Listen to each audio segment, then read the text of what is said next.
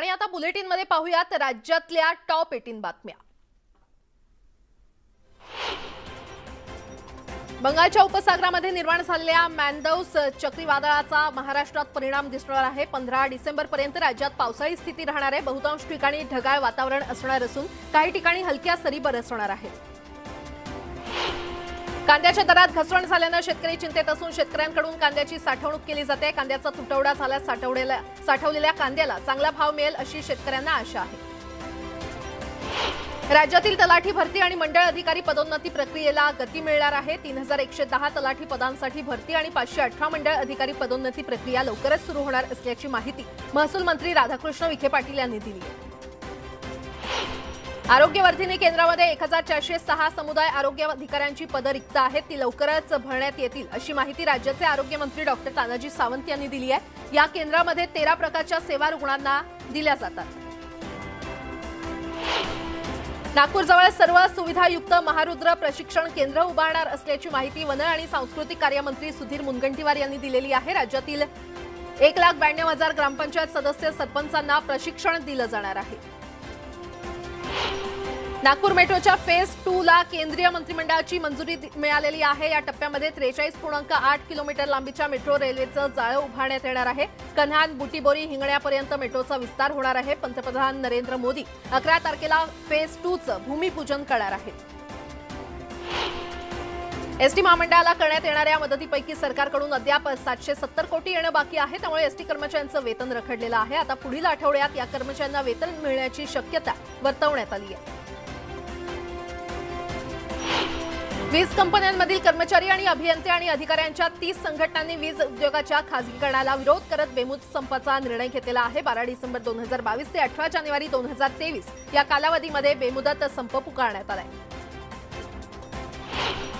12 डिसेंबरला पुण्यातील विनापरवाना बाईक टॅक्सी ॲप विरोधात होणारं आंदोलन करू नये असं जिल्हाधिकाऱ्यांनी आवाहन केलेलं आहे। जिल्हा प्रशासनाकडून गृह आणि परिवहन विभागाकडे पाठपुरावा करण्यात येत असल्याचं आश्वासन जिल्हाधिकाऱ्यांनी दिलंय। कर्जतमध्ये मेगा ब्लॉकमुळे 11 डिसेंबरला रेल्वे सेवा प्रभावित होणार आहे। कर्जत यार्ड बदलासंदर्भात कर्जत स्थानकावर 8 पोर्टल्स उभारण्यासाठी मध्य रेल्वेकडून पॉवर ब्लॉक घेण्यात येणार आहे। नागपूर शहरातील हवेचा दर्जा डिसेंबर महिन्यात खालावल्याचं समोर आलेलं आहे। डिसेंबरमधील पहिल्या 5 दिवसात नागपूरच्या हवेची गुणवत्ता निकृष्ट दर्जाची होती, तर नोव्हेंबरमधील 12 दिवसांची हवेची गुणवत्ता वाईट होती। या 12ही दिवसात एअर क्वालिटी इंडेक्स 201 ते 300 युनिट्स दरम्यान होता। महाराष्ट्रातील बैलगाडा शर्यतीवर बंदीची मागणी करणाऱ्या याचिकेवर सुप्रीम कोर्टात सुनावणी पूर्ण झाली आहे। गेल्या 10 दिवसांपासून सर्वोच्च न्यायालयात यावर दोन्ही बाजूंनी जोरदार युक्तिवाद झाले असून कोर्टाने आपला अंतिम निकाल राखून ठेवलाय। गडचिरोलीत आदिवासी भागात वेगवेगळ्या भाषा बोलल्या जातात, त्यामुळे या ठिकाणी 1ली ते 2रीच्या विद्यार्थ्यांना स्थानिक बोलीभाषेत शिक्षण दिलं जाणार आहे। आदिवासी विकास मंत्री विजयकुमार गावित यांनी यासंदर्भातली माहिती दिली आहे। गोंदियात वाढत्या थंडीनं जिल्ह्यातील तूर पीक बहरलेलं आहे। धान पिकानं दगा दिल्यानं तूर पिकाकडून आता शेतकऱ्यांना आशा आहे। बुलढाणा जिल्ह्यातील जागतिक दर्जाच्या लोणार सरोवर परिसरात चित्रबलाख नावाच्या पक्ष्यांचे थवेच्या थवे उतरलेले आहेत, त्यामुळे लोणार येथील पक्षीप्रेमींमध्ये आनंदाचं वातावरण निर्माण झालंय। नंदुरबारमधील सारंगखेडातील यात्रोत्सवाला सुरुवात झाली आहे। 350हून अधिक वर्षांपासून भरणारी यात्रा घोडे बाजारासाठी विशेष प्रसिद्ध आहे। यात्रोत्सवासाठी राज्यभरातून नागरिकांनी मोठी गर्दी केली आहे। केंद्र शासनामार्फत 19 नोव्हेंबर 2022 ते 2 ऑक्टोबर 2023 या कालावधीमध्ये स्वच्छ सर्वेक्षण ग्रामीण 2023 अभियान राबवण्यात येत आहे। या अभियानामध्ये गावांनी सहभागी होऊन या स्वच्छतेची व्याप्ती वाढवण्याचं आवाहन जिल्हाधिकाऱ्यांकडून केलं जातंय। मुंबई खड्डेमुक्त करण्यासाठी मुंबई महापालिका सज्ज झाली असून त्यासाठी कामाचा कार्यादेश पुढील 15 दिवसात जारी केला जाणार असल्याची माहिती मुंबई महापालिका आयुक्त इक्बाल सिंग चहल यांनी दिली आहे। मुंबई खड्डेमुक्त करण्यासंबंधी मुख्यमंत्री एकनाथ शिंदे यांनी आदेश दिले होते। आणि आता राजकीय विश्वातील टॉप 18 बातम्या पाहूया। राज्यसभा खासदार उदयनराजे भोसले आज पंतप्रधान कार्यालयाला भेट देणार आहेत। छत्रपती शिवाजी महाराजांच्या अवमानावरून उदयनराजे ते राज्यपाल भगतसिंग कोश्यारींविरोधात तक्रार करणार असल्याची माहिती सूत्रांकडून मिळते। राज्यपालांविरोधात तीव्र निदर्शनं केली, बंद पुकारले, मात्र तरीही त्यांची हकालपट्टी होणार नसेल तर महाराष्ट्र बंदशिवाय पर्याय नसल्याचा इशारा छत्रपती संभाजीराजेंनी दिला। छत्रपती शिवरायांबाबत आक्षेपार्ह वक्तव्यावरून त्यांनी राज्यपाल कोश्यारींवर निशाणा साधला। महाराष्ट्र केसरी स्पर्धेचा वाद पुन्हा पेटलाय। लांडगे गटानं ही स्पर्धा अहमदनगरमध्ये येत्या 25 डिसेंबरपासून आयोजित करण्याचं घोषित केल्यानंतर पुण्याचे माजी महापौर मुरलीधर मोहोळ मैदानामध्ये उतरलेले आहेत। ते दिल्लीला रवाना झाले असून भारतीय कुस्ती संघाच्या अध्यक्षांची भेट घेणार आहेत। गुजरात विधानसभा निवडणुकीमध्ये भाजपला स्पष्ट बहुमत मिळालेलं आहे। मागच्या 6 वेळा भाजपनं गुजरातमध्ये सरकार स्थापन केलं। यानंतर आता लागोपाठ 7व्यांदा गुजरातमध्ये भाजपचं कमळ फुलणार आहे। गुजरातमध्ये 12 डिसेंबरला नव्या मुख्यमंत्र्यांचा शपथविधी होणार आहे। भूपेंद्र पटेल पुन्हा एकदा मुख्यमंत्रीपदाची शपथ घेणार आहेत। पटेल यांच्या शपथविधीला पंतप्रधान नरेंद्र मोदी आणि गृहमंत्री अमित शहा यांची मुख्य उपस्थिती असेल। गुजरातच्या विजयाबद्दल उद्धव ठाकरेंनी भाजपचं अभिनंदन केलंय। मोदींच्या नेतृत्वाचं गुणगान गातानाच उद्धव ठाकरेंनी त्यांना शाल जोडीतून टोले देखील लगावलेत। महाराष्ट्राचे उद्योग पळवल्याचा फायदा झाला असं ते म्हटलेत। उद्धव ठाकरेंकडे एक अस्त्र आहे, ते म्हणजे टोमणे अस्त्र, अशा शब्दात देवेंद्र फडणवीस यांनी ठाकरेंना टोला लगावलाय। उद्धवजींना उद्योगाचं महत्त्व कळायला लागलंय, कारण महाराष्ट्रातले उद्योग घालवणारे ते आहेत असं देखील ते म्हटले। गुजरात हिमाचलचा निकाल लागलाय। एवढा मोठा विजय मिळाल्यावर आता महाराष्ट्रातही निवडणुका लावा, घाबरायची काय गरज आहे असा टोला आदित्य ठाकरे यांनी लगावला। राज्यात घटनाबाह्य सरकार बसलंय, 40 आमदार 12 खासदारांच्या निवडणुका व्हायला हव्यात असं देखील आदित्य ठाकरे म्हटले। गुजरात विधानसभा निवडणुकीमध्ये भाजपच्या विजयानंतर शिर्डीमध्ये भाजप कार्यकर्त्यांनी राम कदम यांच्या उपस्थितीमध्ये फटाके फोडून जल्लोष केला। 2024च्या निवडणुकीमध्ये प्रधानमंत्री नरेंद्र मोदी यांच्या नेतृत्वात भाजपचाच विजय होईल असा विश्वास आमदार राम कदम यांनी व्यक्त केलाय। बेळगाव प्रश्नावरून एकनाथ शिंदे जेलमध्ये गेले होते, त्यामुळे संजय राऊतांनी शिंदे साहेबांना महाराष्ट्रावरचं प्रेम शिकवू नये असा परखड इशारा कृषी मंत्री अब्दुल सत्तार यांनी राऊत यांना दिलाय। महाराष्ट्राच्या अस्मितेबाबत मुख्यमंत्री आणि उपमुख्यमंत्री सजग असून महाराष्ट्राचं नुकसान करणाऱ्यांना माफ केलं जाणार नसल्याचा इशारा देखील त्यांनी दिला। मुख्यमंत्री एकनाथ शिंदे गटाचे सांगोल्यातील चिणके, पाचेगाव आणि बलवडी या 3 ग्रामपंचायतीवर 8 सदस्य बिनविरोध निवडून आलेले आहेत। आमदार शहाजीबापू पाटील आणि दीपक साळुंखे गटानं या 3 ग्रामपंचायतीवर प्रथमच झेंडा फडकवलाय। पनवेल तालुक्यातील 10 ग्रामपंचायतींसाठी 24 उमेदवार रिंगणात आहेत। थेट जनतेतून सरपंचाची निवड होणार असल्यानं चुरस वाढली आहे, तर सदस्य पदांच्या 94 जागांसाठी 179 उमेदवारांमध्ये लढत होणार आहे। बीडमध्ये 704 पैकी 37 ग्रामपंचायतीमध्ये सरपंचांची बिनविरोध निवड झालेली आहे, तर उर्वरित ग्रामपंचायतींसाठी 18 डिसेंबरला मतदान होणार आहे। निवडणुकीमध्ये दिग्गजांची प्रतिष्ठा पणाला लागली असून कोण बाजी मारणार याकडे सगळ्यांचं लक्ष लागलंय। राज्य सरकार घाबरट असल्याची टीका आदित्य ठाकरेंनी केली आहे। बेळगाव प्रश्नावर कोणी बोलायला मागत नाही। मंत्री बेळगावला जाणार होते पण ते गेले नाहीत। हे सरकार घाबरट असल्याचा टोला आदित्य ठाकरे यांनी लगावला। जळगावमध्ये कर्नाटकचे मुख्यमंत्री बोम्मई यांनी कन्नड रक्षण वेदिकेविरोधात तीव्र निदर्शनं करण्यात आली। महाराष्ट्रातील वाहनांची तोडफोड, शिवरायांच्या प्रतिमेचा अवमान याविरोधात आंदोलन करण्यात आलं। सकल मराठा समाजाच्या वतीनं बोम्मईंच्या प्रतिकात्मक पुतळ्याला जोडे मारत निषेध करण्यात आला। सीमावादावरून कन्नडिगांची मुजोरी सुरूच आहे। गदगमध्ये कन्नड रक्षण वेदिकेच्या कार्यकर्त्यांनी महाराष्ट्रातील ट्रकला काळं फासलं। बोम्मईंच्या आंदोलनानंतर देखील कन्नड रक्षण वेदिकेच्या कार्यकर्त्यांकडून निदर्शनं सुरूच आहेत। लातूरमध्ये कर्नाटक परिवहन सेवेच्या चालक आणि वाहकाला पुष्पहार घालून सामाजिक कार्यकर्त्यांनी गांधीगिरी स्टाईलनं आंदोलन केलं। कर्नाटकमध्ये महाराष्ट्रातील गाड्यांवरील दगडफेकी विरोधात हे आंदोलन करण्यात आलं। छत्रपती शिवाजी महाराजांच्या अवमानाच्या निषेधार्थ व्यापारी संघटनांनी पुणे बंदला पाठिंबा दिलाय। पुणे दुपारी 3 वाजेपर्यंत बंद ठेवून पाठिंबा देण्याचा निर्णय व्यापारी संघटनांनी घेतलाय।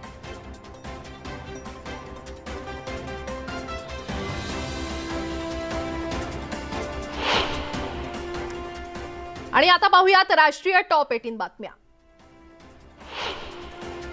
राजस्थानच्या जोधपूरमध्ये एका लग्न समारंभात गॅस सिलेंडरचा स्फोट झाल्यानं गोंधळ उडाला। या अपघातात तब्बल 60 जण होरपळले असून 2 मुलांचा मृत्यू झाल्याची माहिती मिळते। शेरगड जवळील भुंगरा गावात गुरुवारी दुपारी 3:15 हा अपघात झाला। इथे एका घरी विवाह सोहळा होता। मिरवणूक घरातून निघणार होती आणि तेवढ्यात अचानक हा स्फोट झाला। पश्चिम बंगालच्या मेदिनीपूर जिल्ह्यामधील खरगपूर रेल्वे स्थानकावरील ही धक्कादायक घटना समोर आलेली आहे। अचानक विजेची तार पडून टीसीला विजेचा धक्का लागला, याचा व्हिडिओ समोर आलाय।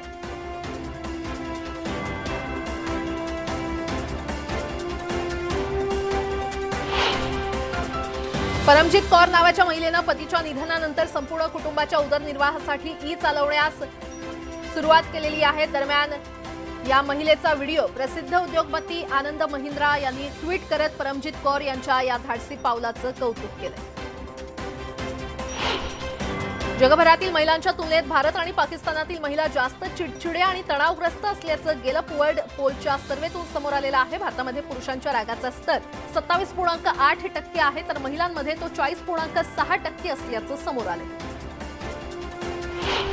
फूड डिलिव्हरी ॲप स्विगीकडून आता नोकर कपात करण्यात येण्याची शक्यता आहे। यामुळे शेकडो कर्मचाऱ्यांची नोकरी धोक्यात आहे। स्विगी 3 ते 5% कर्मचाऱ्यांना कामावरून काढण्याच्या तयारीत आहे। अमेरिकेनं धार्मिक स्वातंत्र्यासाठी अत्यंत चिंताजनक स्थितीतील देशांच्या यादीमध्ये चीन, पाकिस्तान, म्यानमारसह 12 देशांची नावं समाविष्ट केलेली आहेत। या यादीतून भारताला वगळण्यात आलंय। भारत लोकशाही देश असून तिथे अनेक धर्माचे लोक राहत असल्याचं अमेरिकेनं म्हटलंय। पेरूमध्ये राजकीय अशांतता पाहायला मिळते। महाभियोगाद्वारे राष्ट्रपती पेड्रो यांना हटवलं गेलेलं आहे। त्यांच्या जागी उपराष्ट्रपती डीना बोलुआर्टे यांना राष्ट्रपती बनवलं गेलेलं आहे। त्या पेरूच्या पहिल्या महिला राष्ट्रपती झाल्या। जगातील सर्वात श्रीमंत व्यक्तींच्या यादीमध्ये गेल्या बऱ्याच काळापासून पहिल्या क्रमांकावर असलेल्या एलॉन मस्क यांनी स्थान गमावलेलं आहे। मस्क यांना लुईस व्हिटनचे मुख्य कार्यकारी अधिकारी ब्रेनार्ड अर्नॉल्ड यांनी मागे टाकलेलं आहे। जन आंदोलन आणि व्यापक निषेधानंतर चीननं कोरोना निर्बंध शिथिल केलेले आहेत। चीन सरकारनं लागू केलेले शून्य कोविड धोरण रद्द करण्याच्या दिशेनं देखील सरकारनं पावलं उचललेली आहेत। या धोरणामुळे अर्थव्यवस्था आणि जनजीवनावर विपरीत परिणाम झाल्याचा आरोप नागरिकांनी केलाय। चीनमधील विद्यार्थ्यांनी अनोख्या अशा मिस्टर इंडिया कोटचा शोध लावलेला आहे। हा कोट घातल्यानंतर तुम्ही कॅमेऱ्याच्या नजरेत येत नाहीत तर गायब होता असा दावा केला जातोय। विशेष म्हणजे हा कोट दिसायला अगदी साध्या कोटप्रमाणे आहे। हा कोट 6000 रुपयांपर्यंत उपलब्ध होऊ शकतो।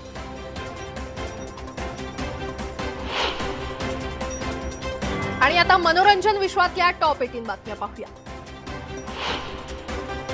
बॉलिवूड अभिनेत्री दीपिका पदुकोण पहिल्यांदाच एका चित्रपटात लेडी सिंघमच्या भूमिकेत दिसणार आहे। दिग्दर्शक रोहित शेट्टी हा चित्रपट बनवणार असून या चित्रपटाचं नाव सिंघम अगेन असं असणार आहे। इंस्टाग्रामवर अनेकदा मृणालचे वेगवेगळे अवतार पाहायला मिळतात। आता पुन्हा एकदा अभिनेत्रीनं तिच्या लेटेस्ट फोटोशूटची झलक चाहत्यांसोबत शेअर केलेली आहे। IMDbनं सर्वाधिक लोकप्रिय भारतीय स्टार्सची यादी जाहीर केलेली आहे। आता साऊथ सुपरस्टार धनुष पहिल्या स्थानावर आहे, तर बॉलिवूड अभिनेत्री आलिया भट्ट आणि ऐश्वर्या राय दुसऱ्या आणि तिसऱ्या क्रमांकावर आहे।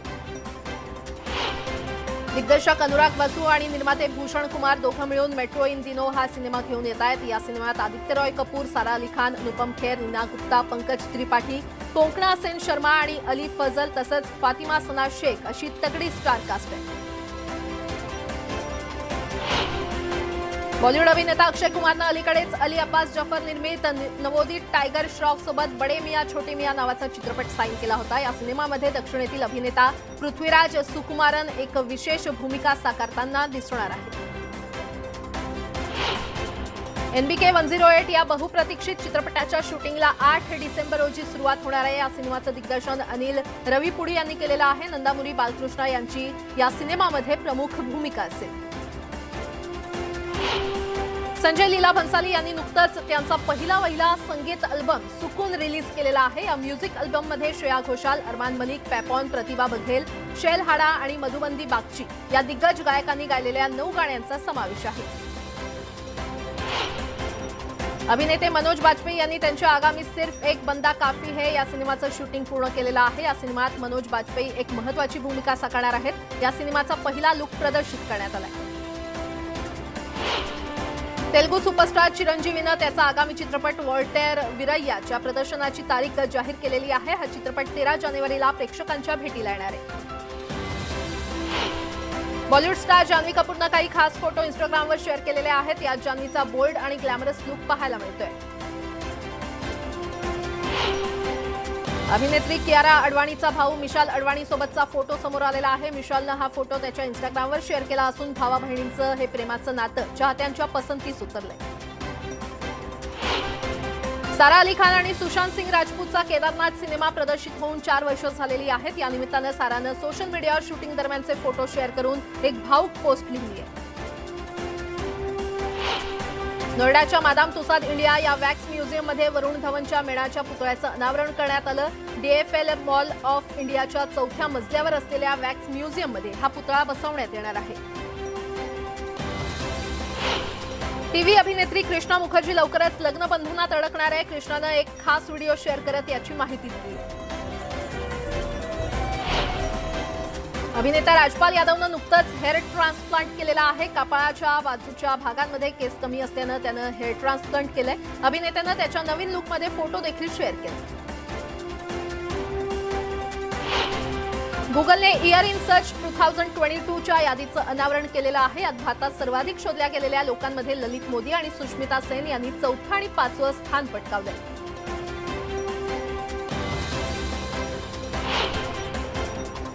सलमान खान यांनी नुकतंच 80व्या वर्षामध्ये पदार्पण केलेलं आहे। त्यांचा वाढदिवस खान कुटुंबियांनी जोरदार साजरा केला। या पार्टीतील काही फोटो समोर आलेले आहेत।